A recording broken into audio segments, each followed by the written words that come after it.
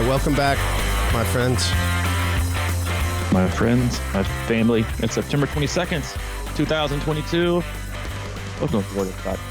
You're listening to the CrushingIron podcast, and this is episode 619. Yes, it is. 619.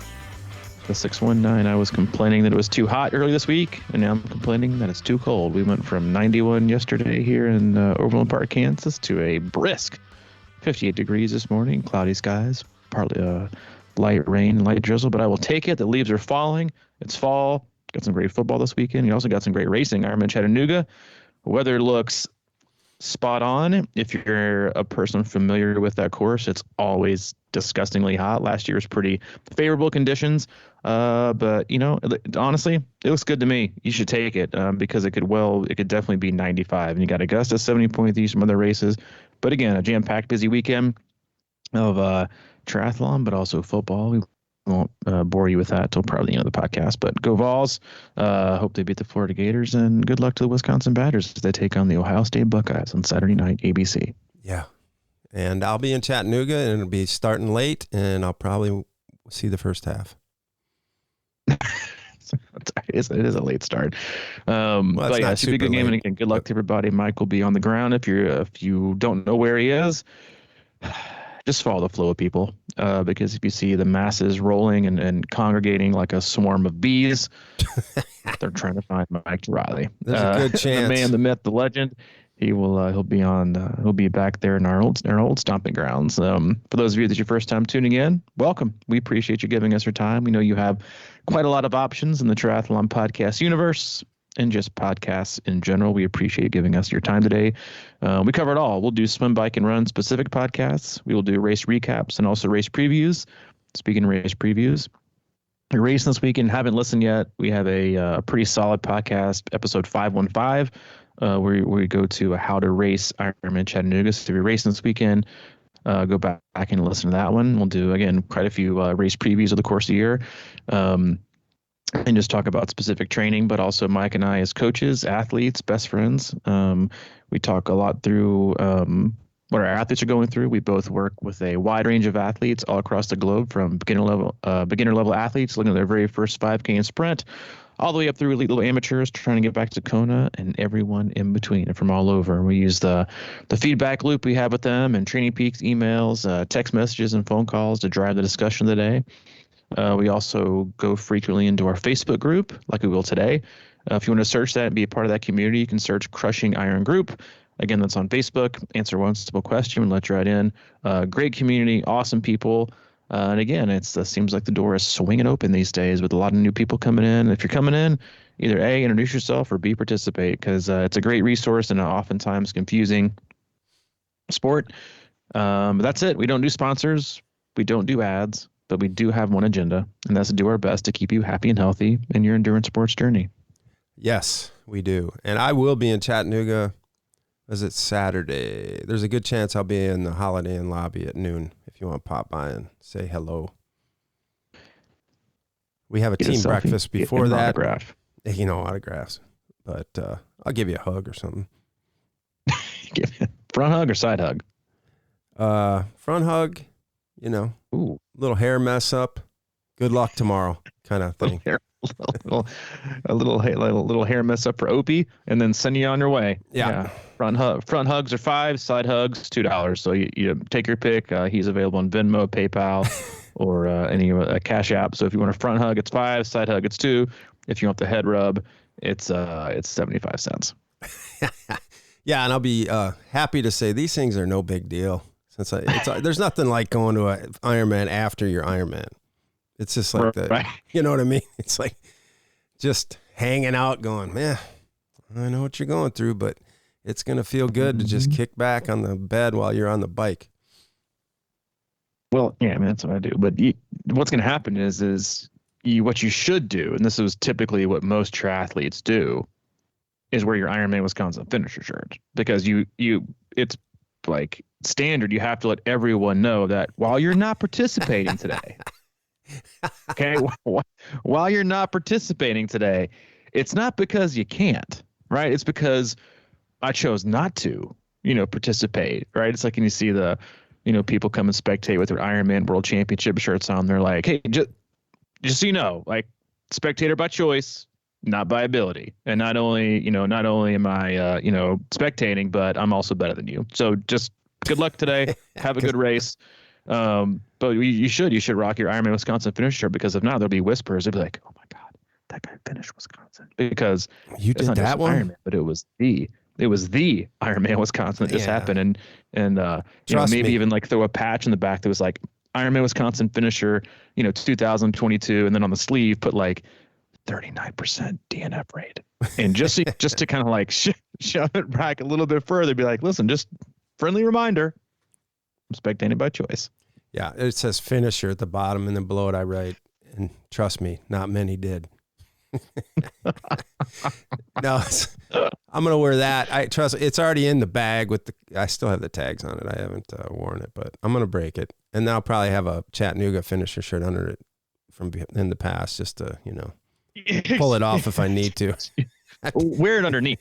Yeah, we should wear it underneath. It'd be like, somebody gives you a look, and you're like, yeah, it was Wisconsin, no big deal, and there's like a little bit. Man, it's getting hot. So, check last year. I mean, like, yeah. So I've been here, I've done that. It's no big. It's like you go spectate a marathon, and everyone spectating has their Boston Marathon shirt on. They're like, just been there. Just out there, just doing a couple training runs. Just to let you guys know, Boston BQ qualifier. Like, that's something to definitely be proud of. But I always find that the timing of people's attire very interesting when it comes to, because triathletes, like, most of us have giant egos and we're super selfish, and so it's like, you're having a great day, but check it out. Yeah. Yes, my jumpsuit pants might say Kona Finisher 1983, but big deal. I just happened to pull those out of the laundry this morning. Haven't worn them in a while. It is a little bit chilly this morning. I know it's 85, but I figured my 1983 Ironman Championship, qualifier pants, like, they just kind of fit the bill. Yeah. Speaking of, if anybody's at Kona this year, grab me a large. Crappy luck. We got 3 athletes racing, so you might want to hit him up. I know. Hit up Strasser. Yeah, he'll probably pick you up something. We'll be talking about Kona the next week as they're going their first their 2-day format. But today, and we don't usually do this because we're pretty piss poor at following up with Q&As we do in the closed Facebook group. But we got to all of one question on Tuesday. But as we kind of talked about it towards the end, it did, I think, kind of swallow up quite a few of the other ones. But there are a couple other good questions in here. Second one, early off-season training focuses on when to train on the tri-bike or road bike, or in the off-season / on the trainer. Excellent question. I always recommend for the athletes that I work with, tri-bike, you should be doing that on 90% of your rides in the big meaty part of the season. You can still go out and head out on an easy ride, a recovery ride, zone 2 ride, even during tri season, right? Quote unquote tri season, whatever you want to consider that, May through October, whenever your big race is, on your road bike, or a mountain bike, right? Or a fat tire bike, whatever it is, still do it. Off season, for me, I always suggest ride whatever you want, because one of the hardest things, there's a lot of questions in here about quote unquote off season. We call it Q4 or Q1.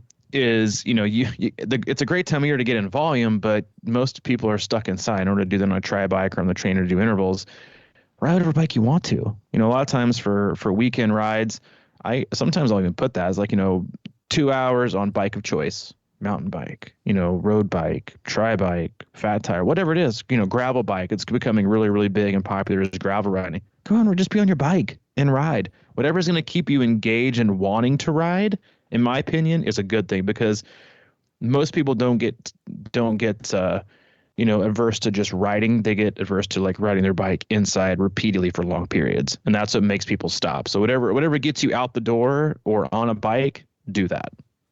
Yeah, I've said it 100 times probably, but that's how I got to Wisconsin this year, is by riding my mountain bike in the season. I couldn't get it going, but that's what I wanted to ride, and it got my juices flowing. And then slowly it turned into really enjoying the trainer with my tri bike. So I'm tri bikes for most people seem to be not the most comfortable or enjoyable, and I get that. But the reality is, if you're going to ride it in a race, the more you ride it, the better off you are, probably. You know, because it is a comfortability factor. And like I said, when I got up to Wisconsin this year, I rode it a lot on the trainer, but I wasn't riding it outside a lot. And I think that bit me a little bit. I just didn't feel quite as comfortable as I usually did. And of course, it was tougher conditions, but the challenge of riding a tri bike is a little different, I think, you know, for most people.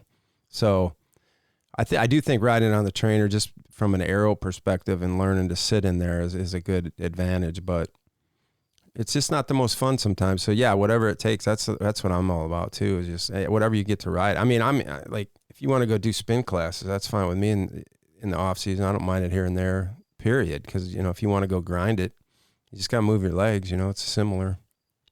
Seriously. And let me ask you this, cause I don't even think I ever touched on the subject. How many total minutes were you in your aero bars, you think, at Wisconsin?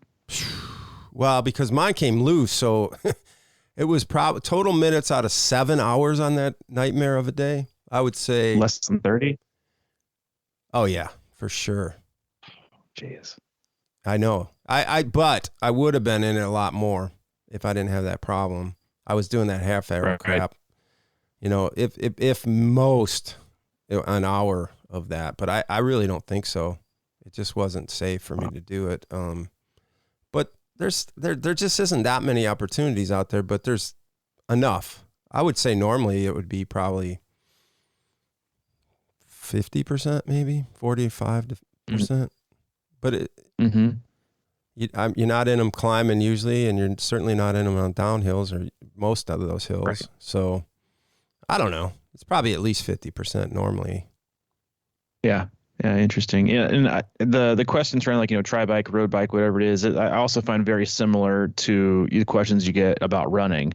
You know, run on whatever surface you want to run on, you know, especially off season, you know, run on trails, run on gravel, run on whatever it is, sand, not really sand, because people usually get hurt when they do that, but trails for sure. Like, go, you know, do time and gain strength. Like, most athletes find themselves, you know, it's always interesting because a lot of athletes say, I can't hit the trails because I'm injury prone. Well, most of you are injury prone because you don't get on the trails because you're only good at north and south, right? You haven't developed any kind of lateral stability and strength in your lower limbs to be able to be, you know, fatigue and injury resistant. So you avoid the thing that makes you better, right? I got really weak ankles.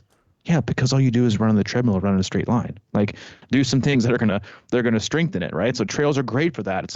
It works different, and also it's one of those things that, and yeah, a lot of triathletes are come from athletic backgrounds, but a lot of you don't. But in trail running, makes you more athletic. It makes you more shifty. It makes you have to think. It makes you more responsive, right? By telling your muscles what to do, when to do it, how to pass, back, forward, left, right.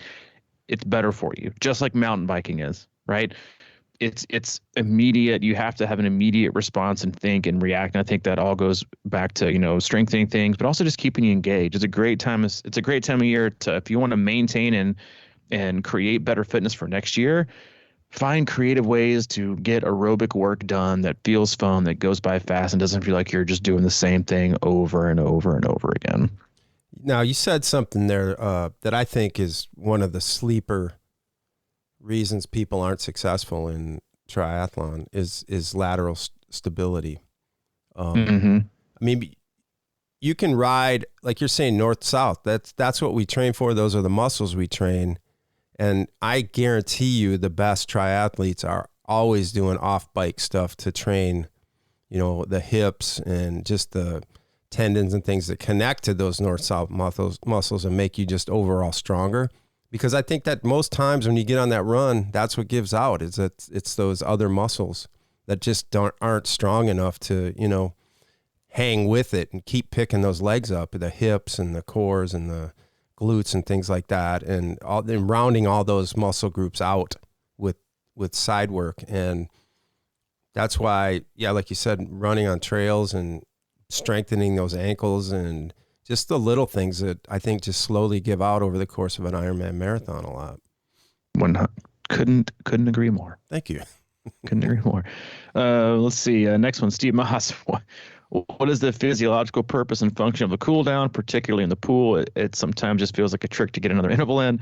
Well, for those of you that actually swim and hit the pool, I mean, cool down / You can call it whatever you want to. It's just a recovery period of flushing out at the end of the workout versus, in between an interval. Like everyone knows, the reason to do it in between intervals is to kind of flush things out, keep the blood flowing, not just hammer it and then be done, right? And let everything kind of stick and let all the lactic acid you built up just crystallize and be done. You want to move that, right? Just same thing that a recovery spin and, the morning after a hard workout is productive, right? Because it gets you moving, gets the blood flowing. You want your blood flowing to remove waste, to get prevent blood from pooling, and to make you just overall feel better. That's what the cool down does. But yeah, I mean, let's be honest. Most people either one, totally skip the cool down or cut short the warm up, right? That's I'll be honest. Like that's one thing I do for myself. If I do like if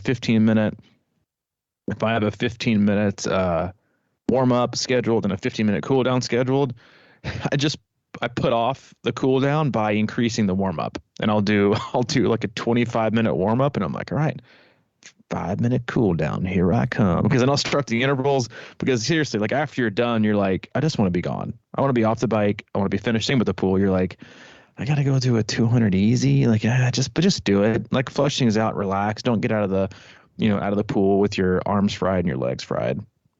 Yeah, I agree.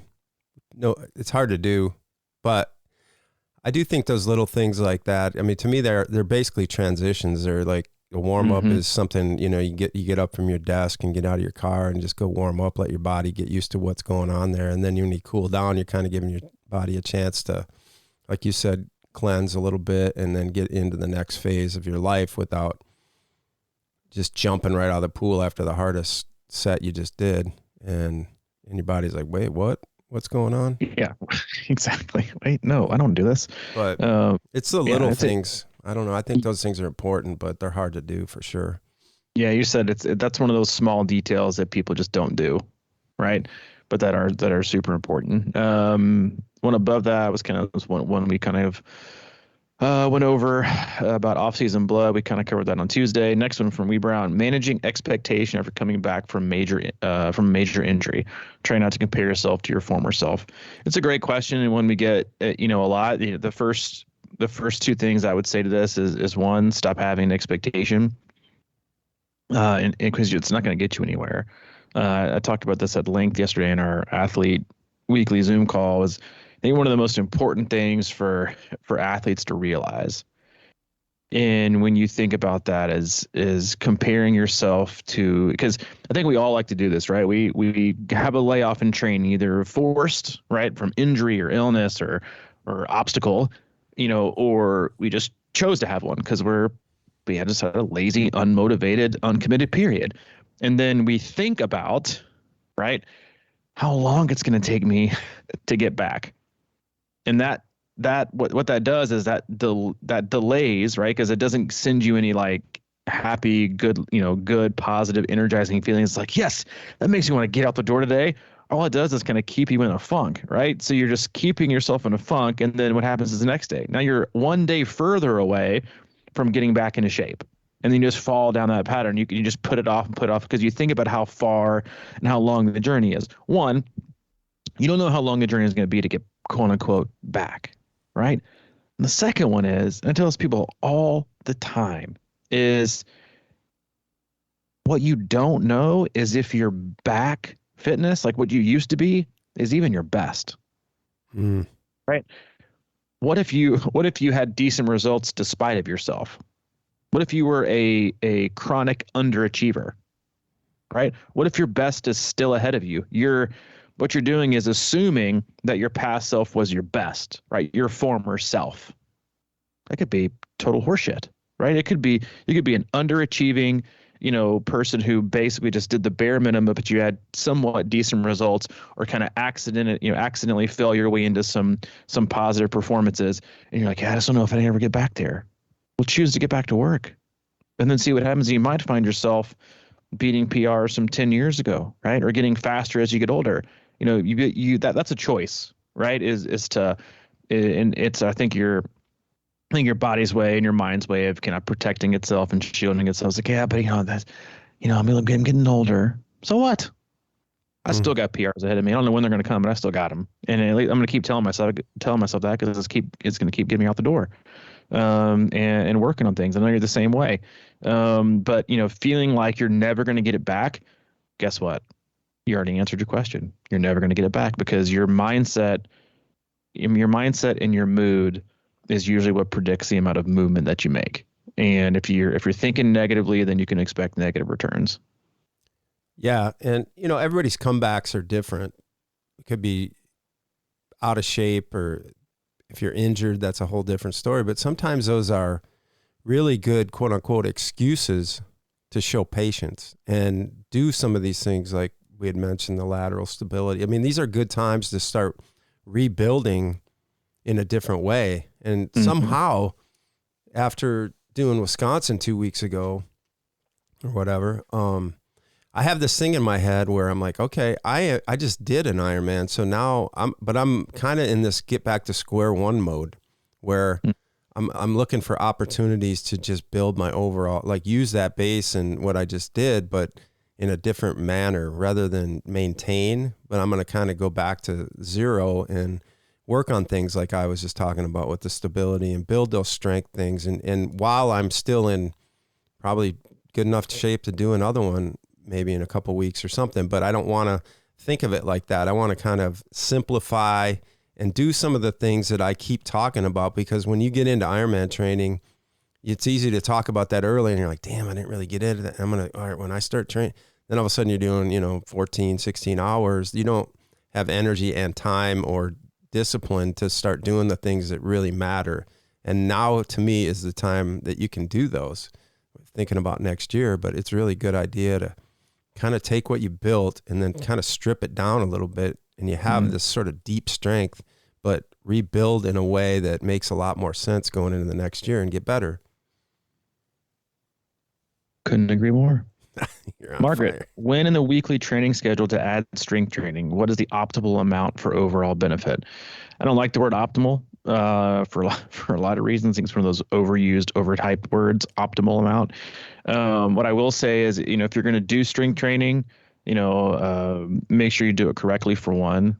And then the biggest thing for most athletes is to understand and realize, especially if you're getting into strength training or you're getting back after a long period of layoff, that a strength training workout should replace an intensity session. And that is where a lot of athletes get it wrong. You want to go to the gym and hit it hard. Then you want to do a hard bike workout, and you want to do a hard. Like, wait, well, all we're doing is going hard here, right? And then you break down and you can't do it. And then what happens? Either you can't run correctly, right? So you get injured because your body's so fatigued from a hard bike workout and a hard run workout. Excuse me, a hard lift, or vice versa, right? And you go in, you can't lift right because your legs are too fried from your hard bike and your hard run, right? You have to prioritize, and that's one of the bigger issues that you see with a lot of triathletes. You don't know where to place things and how to place them, right? You just hammer yourself 7 days a week, right? Because that's exciting, right? And it keeps me engaged. And I gotta beat yesterday, so I gotta go hard. Strength training, when to add it, if you're going to add it, this is a great time of year if you're done racing to make that a priority. Just basically go aerobic with all your stuff, except for maybe one session a week, and implement strength training. Once you can just do it right? And make sure you're doing the right form, because it's not going to be leg extensions and hamstring curls that are going to make you better, right? It's going to be things like, one-legged squats if you're at home, or lunges, or step ups, air squats. If you're at, at the gym, it's going to be deadlifts, cleans, back squats. Those are the deadlifts. Those things that are explosive Olympic lifts. Those are going to make you better. If you're going to do those, you want to have things going right? You want to be limber. You want to be warmed up. You want to be able to do them correctly. Not where you just did 40 minutes at threshold before you go to the gym. You got to pick and choose. And that's one of the hardest things I think athletes have wrapping their brain around. Is a discussion I have frequently is you can't throw all your eggs in 3 baskets and expect eggs not to break.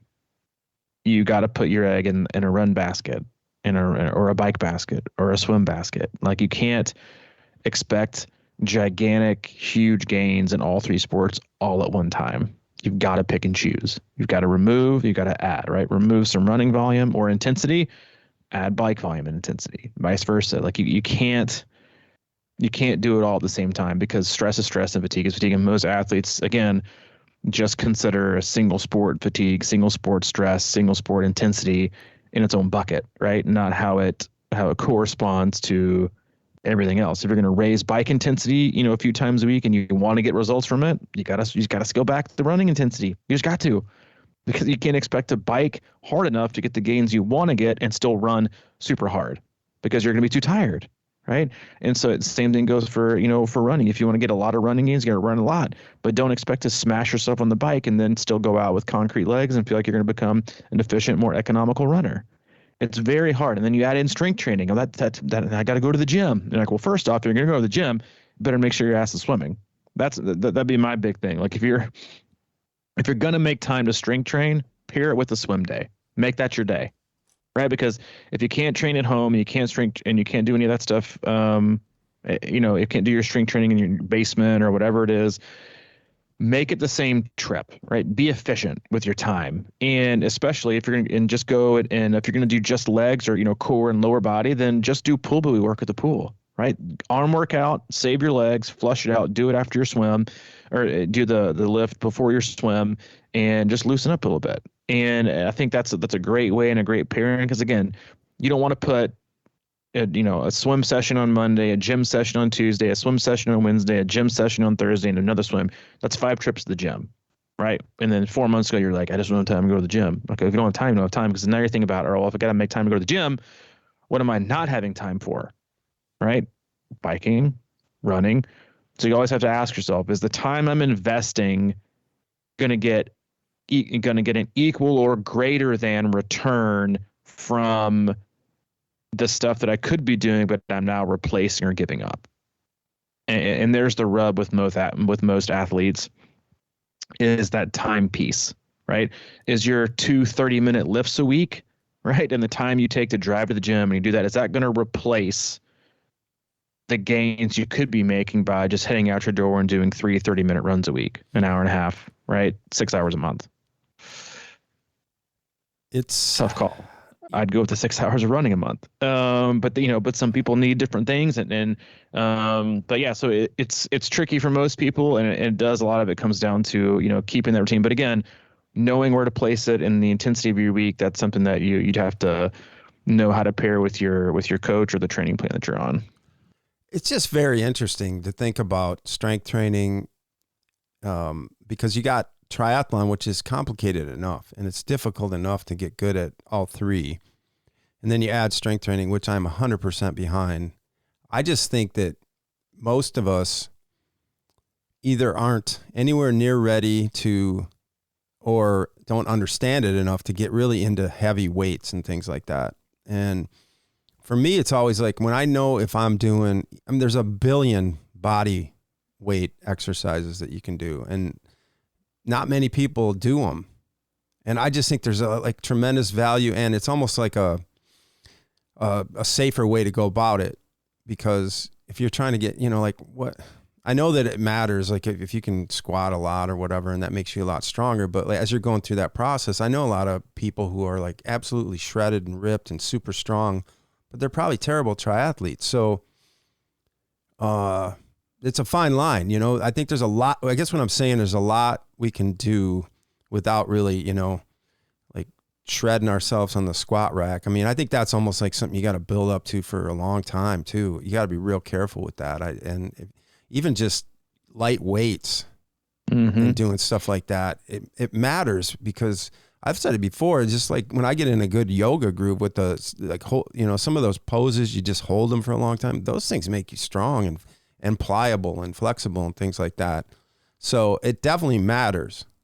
Don't get me wrong, but to think you're going to, go back to your old high school or college days and start pumping iron and doing curls and doing all these things, I don't know. It's just a interesting thing to think about how it applies directly to triathlon, really. Yeah, no, and most of the time, and I totally agree with you. And it's a similar I guess, point that I try to make with athletes, going back to like, start with the foundational stuff. Mm-hmm. For most people, right, the body weight, that's not exciting. I can't send a picture of me doing a lunge. I want a barbell with weights on it. I want to look like I'm swole. I'm the boss of the gym, right? I got my gallon jug of water and I'm ready to roll. And you got your Beats by Dre on and you are rocking the gym floor. Like, you can't do that at home doing your body weight lunges and stuff like this. Most stuff that your 5-year-old can probably do. But it's the same argument. But you can't do the heavy lifting stuff unless you do the other stuff. That's the same point I make with that. It's like, what's the point in this 20-minute run? If you're not gonna make time for 20, you can make time for 40. Yeah. Well, Make time for 50. Make time for 60. And for me, like, and for most athletes, until they start to get older, is strength training is more about running economy. It helps a little bit of bike power, but it's also about, what are you giving up? Is it injury prevention?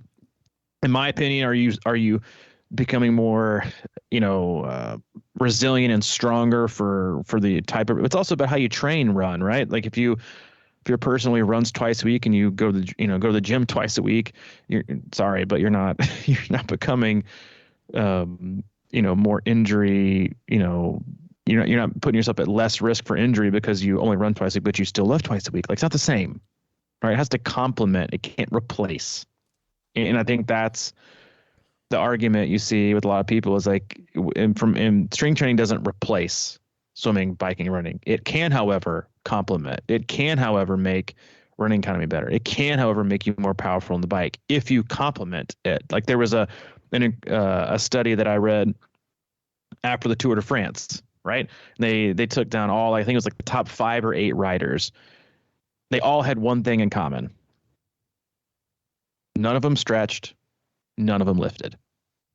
And then you're like, but wait a minute. That's not what I've been told. I told you have to get this. Like, no, there is no have to, right? It's complementary. But for some people, it's a necessity. And I think that's where, like, when you read so many things and or someone posts this, you're like, God, I've seen massive gains in my running in the last 2 weeks from lifting. How long have you been doing it? 2 weeks. Okay, stop. Right, like just let's hold it right there. Like, you don't see strength training is just like running, cycling, swimming. You don't see gains in 2 weeks, right? You might feel it, but you're not going to see it. But it's one of those complicated things that could be and should be added in a lot of cases. That's complementary, but in my opinion, can never replace. I think lifting heavy weights, for example, is kind of like sprinting, doing a lot of sprint work. It's kind of like you really need to be ready for that. You know what I mean? Mm-hmm. And here's the dilemma that I face a lot is as I get older, I know that lifting weights and doing heavy things is good for your body. I mean, because as we get older, you want to kind of increase your muscle mass. So that's the dilemma too, right? Is like, we talked about it last week, just get healthy.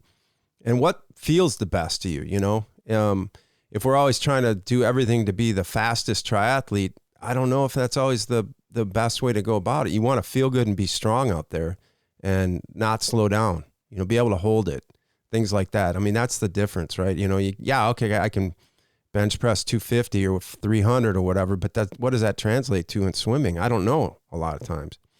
And the same with the legs. It's like, you can squat, whatever, but can you still run and be fluid and flexible? I think it's just such an interesting dynamic. I think it's all important. And a lot of times I think you just need to say, all right, what feels best for me and how is this going to translate into my lifestyle? Yeah. And the last thing I'll say on that, and I agree, is it's all individual, but at the same time, as a coach, you have to think about inserting things with the highest likelihood of completion. Mm-hmm. Right. If I continuously put in a 30-minute injury prevention workout or a 30-minute body weight workout and they continuously getting skipped, right?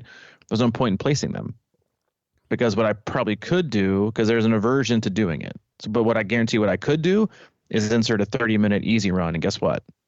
30-minute easy run will get done. So now I got a 60-minute net positive. So instead of going losing 30 minutes, I've gained 30 minutes, right? Twice a week. That adds up. Instead of missing 4 hours a month, I'm now gaining 4 hours a month, right? And so it's just one of those things, and athletes have to be really honest with themselves. And frankly, they're not usually objective because they just add and add and add and add and add and they overcommit and then they end up doing less, right? It's like, you know, do your best and nail things 80 to 85% of the time. You're going to be way ahead of the curve, way ahead. Yeah, that's a really good point.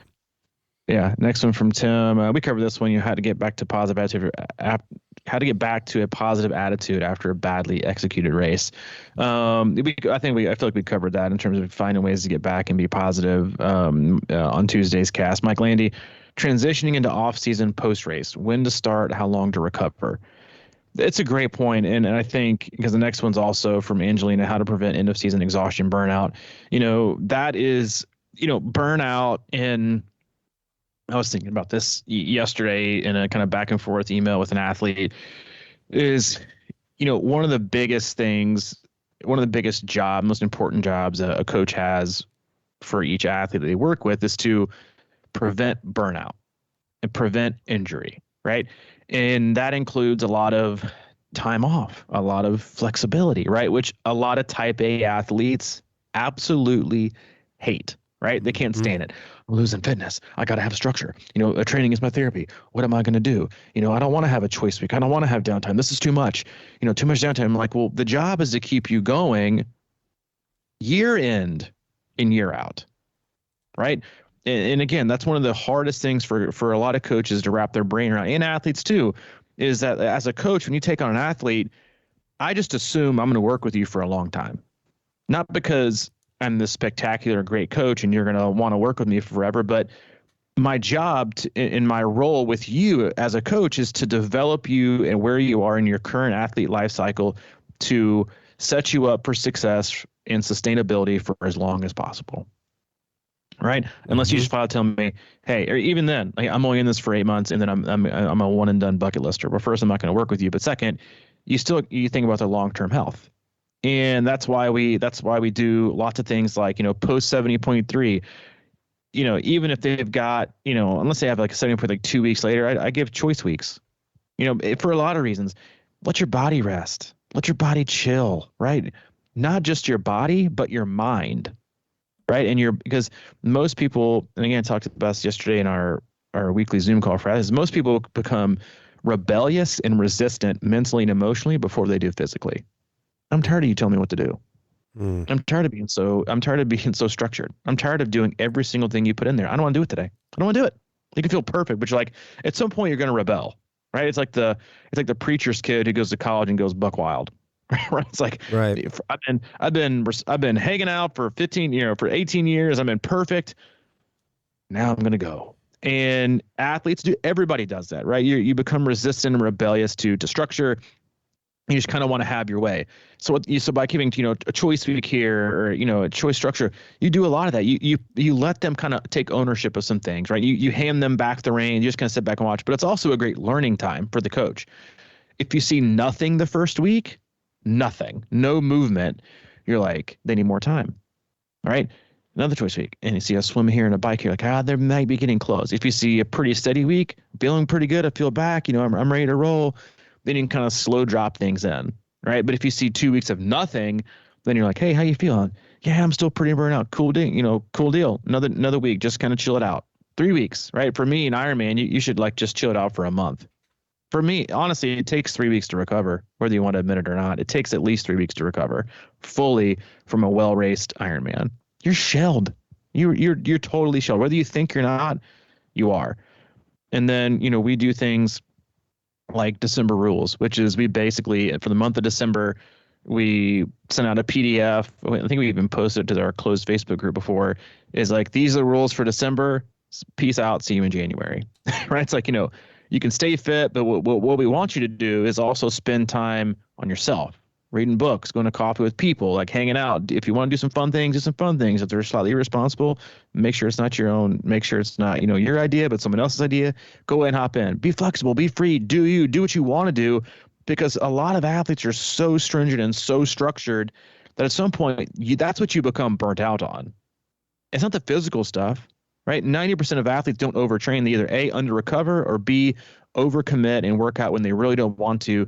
And what happens is they just end up becoming so resistant and rebellious to structure because they've been forced. They have felt forced into it, for the wrong reasons for so long. That creates a huge void and a huge hole in staying consistent. So it just like detraining is important and something that athletes struggle with. Detraining is when you go have a huge buildup, and then in order to get better, you have to detrain and unload and become unfit to become fitter again, right? It's like the roller coaster. You get a peak, then a valley, and then a bigger peak, and then a valley, and then a bigger peak. But the goal is to always go up, right?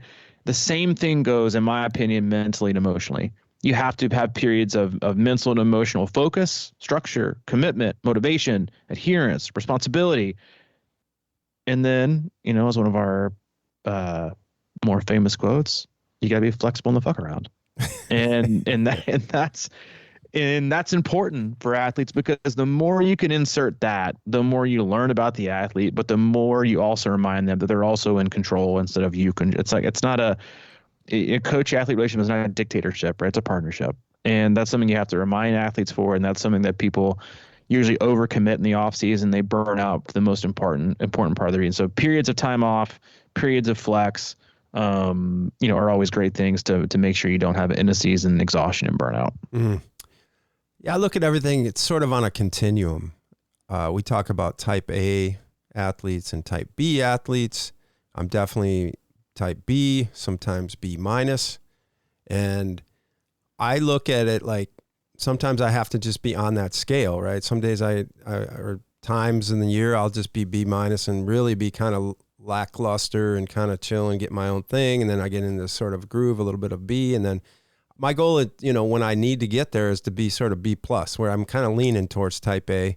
And I think, I coach a lot of type A athletes, and that's one of my goals a lot of times, to get them off that sort of A plus thing and just get be a little A minus here and there, kind of lean towards B and just chill. And I think that's one of the fine lines of coaching too, is certain personalities we have. And, we have to kind of get them to be a little more flexible on the fuck around, like you just said. And it's always, to me, it's like, it's always that, like you're saying, even in training blocks, it's up, up, up, down, up, whatever. And you have to be able to accept that and go with that and roll with it emotionally and physically and everything else. So there's always that challenge, right? Of kind of just being a little bit more pliable with it all. And especially after races. And it's difficult. I'm going through it right now. And every time I get done with Ironman, my goal is to get in the water a lot, because I always feel like I really am an okay swimmer. I just went and did a Ironman swim, which always gives me a lot of confidence, and I try to piggyback on that and try to become a better swimmer. It's always my goal to get in the water a lot after an Ironman. I think that's when you can kind of improve, and you don't have to work as hard, but it's just one of those things for your body that lets you do it, and it's not going to beat you up. I haven't run yet since the race, and I haven't even been on the bike. So I'm kind of I'm going to need a choice week next week, coach. So, you know what I'm saying? though? It's like, but yeah. I do look at it that way. I look for, for me, it's always been, I really wanted to become a good swimmer in this game, and I've really never quite got there. And I always look at this like, man, this is my shot right here. Just keep it going, and use what you built to sort of get better. But yeah, these post-Ironman things they're so up and down too. You can feel, I don't know how many times I've gone out after Ironman, maybe midweek or something, and gone, I feel like running. And then you get about 8 minutes in and you're like, whoops, I'm just not quite there yet. I'm not even close to there. You think you got it mentally because you're just so high off the race or whatever. And we all want to kind of go out and crush the bike because it's just like, man, I'm a cyclist now and but it takes time mentally, physically, the whole 9 yards. So just do what feels good. Yeah, no, exactly. And that's, we can end it on this one is, there's that term, like, it's a failure to plan is planning to fail. That is absolutely correct going into a race. But after a race or in the off season, for many people, making a plan is planning to fail, because you need time to flex. Make your objective for the day, I'm gonna bike today. For how long? I don't know. I'll hop on and see. You might feel 20, you might feel 90. But what happens is when you see 60, right? I don't feel like 60. So you do nothing. You do 0, right? Or I'm head out for a run. How long? I don't know. I guess I'll just turn around when I come back and when I want to. So one day you might just love it and just keep going. Make those choices as you go, because a lot can happen also in the first 20 minutes of a ride or a run or a swim. You could go into like, I'm just going to run today. I'm probably going for like 20. And then you get to minute 15 and you're like, I'm feeling great today. This is actually pretty fun. The weather's great. I'm having a good time. Listen to great, whatever music or nothing. And I just kind of kept going. It was awesome.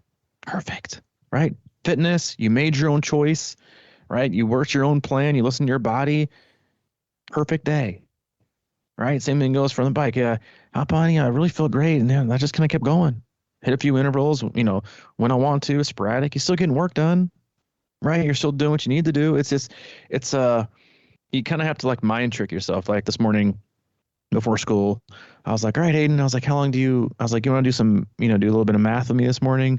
They're working on like subtraction and addition and stuff like that. And I was like, you want to do some math? He's like, yeah. And I was like, all right, here's the timer. You pick how long. So I've got him into doing it, but I'm going to let him tell me because he's about to go to school and do math anyway. But I was like, 5 minutes is still better than nothing. Mm-hmm. And I was like, all right, you pick. Set the timer, however much you want. He was like, I think I'll do 5. I was like, perfect. Because now we got 5 minutes versus 0. Because what if I would have done, I probably would have said, all right, let's do about 10 or 15 minutes of math. No. I want to play. I want to get on my rollerblades. I want to go bike. And you're like, fuck, like fine, 10. You're like, no. They already become rebellious, right? They already come, no, I want to make the decision. So as long as you can get them to do something, then let them choose how long and how hard and what that something is. Because that something is still better than nothing. And that's what the off season's for most people, because you want to delay that super focus, super structure, dialed in adherence, that, robotic almost, to where you get up and you find that, I have to do this today. I got to go run, instead of like, I think I'm going to go run today. How easy. I don't know. I just go out to go for a run. Maybe somewhere new. I don't know. That's the space you need to be in, especially post race and especially in the off season. What a great space. Go ahead. What a great space to be in, actually. I think I'm going to go run I mean, today. it is. It's healthy. It's good for you. It's all healthy and it's good for you. Like our last podcast. Just get healthy. We hope this podcast helped you just get a little bit healthier. Good luck to everyone racing this weekend, no matter what distance, no matter where you are, and where you're living. We wish you the best of luck, and we appreciate all of you listening in and tuning in. We do this for you guys as much as we hash things out on ourselves. We hope it's a benefit to you. As always, head over to our website, c26triathlon.com. It is our one-stop shop for all things coaching, camps, and community. If you're looking for coaching for the remainder of the year, or even for 2023, check out the roster of coaches that we have and reach out. And you can always get a hold of Mike.